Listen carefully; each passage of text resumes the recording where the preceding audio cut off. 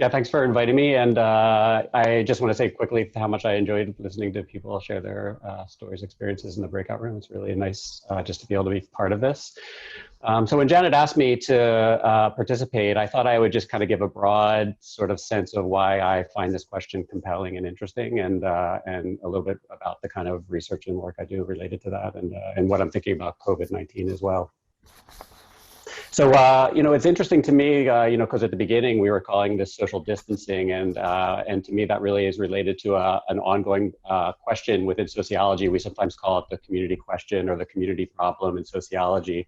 And that's really this idea that that in the world we live in today, there is a certain amount of social distance that we're dealing with and we're confronted with in day-to-day life. So if you were to kind of think for a minute about the kinds of encounters you have on a regular basis, it's actually notable and surprising how many of them are with strangers, people we don't know already and people we might not ever meet again. And there's kind of a paradox about that, about being around people but not knowing them and not really being engaged with them all the time. And it's a similar thing if you think about our neighborhoods oftentimes. And in our neighborhoods, we're often living quite close. There's a lot of people living quite close to each other. But oftentimes we don't have really strong connections or know those people very well. And it's sort of paradoxical to be surrounded by people. I myself live in an apartment building, and so there's hundreds of people near me, and I know a very small minority of them. Those kind of conditions can lead to this kind of feeling of being a little bit more reserved, kind of separate from people around us, but also contribute to things like loneliness, the experience of loneliness, and that sort of thing. And as sociologists, a lot of times we pay attention to what are the problems that follow from those kinds of problems, the kind of community problem. But we also sometimes think about what the antidotes are. And I do a little bit about that myself. And particularly lately, I'm thinking of it in terms of this concept of social infrastructure, which refers to the physical places in our neighborhoods that bring us together, bring people together into interaction of some kind.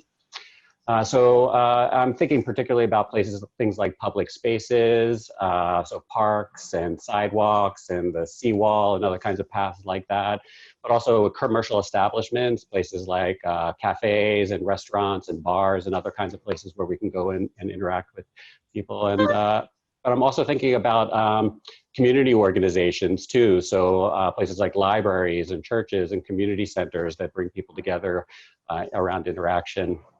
I do research on neighborhood houses in Vancouver in particular. So those are the particular types of community organizations. I've been just wrapping up a project. And then in that project, my colleagues and I have interviewed dozens of people who are participants or staff members or otherwise other people involved in neighborhood houses. We've done survey research with hundreds of people, learning more about their experience of work being part of neighborhood houses.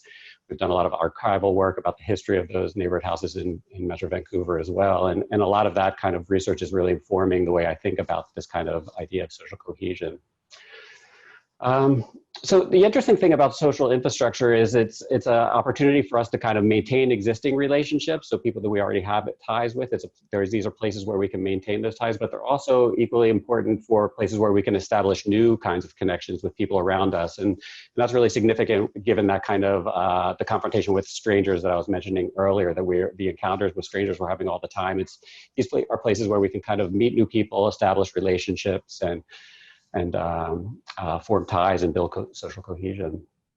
The mechanism by which that happens is in these social infrastructure places is through routine interaction. So I myself there's a cafe outside my house that I go to somewhat regularly, and going there regularly, I start to meet people and get to know people. And if I drink my coffee in the park out front, I get to recognize people who are in the area who are also doing something similar, passing through that park. And over time, we can start to recognize each other and start to maybe those kind of stranger relationships can decrease a little bit.